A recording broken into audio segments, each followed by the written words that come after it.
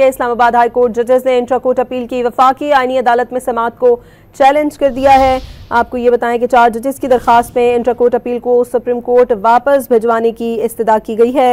मौक़िफ़ इख्तियार किया गया कि अपील को 27वीं आईनी तरमीम की वजह से आईनी अदालत मुंतकिल किया गया है। मज़ीद जान लेते हैं डॉन न्यूज़ के नुमाइंदे उमर मेहताब बरनी से। उमर, अपडेट कीजिएगा।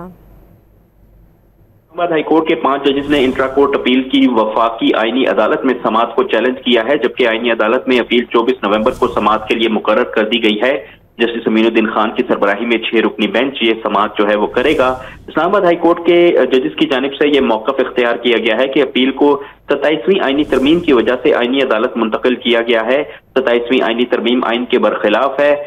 मुकर्रना एग्जीक्यूटिव और अदलिया दोनों 1973 के आइन के तहत कायम की गई। ये आइन के तहत 3 सतून है। आइन में इख्तियारात की तकसीम और हदूद वाज़ेह हैं। आइन में तरमीम का इख्तियार अदलिया को खत्म करने के लिए इस्तेमाल नहीं किया जा सकता।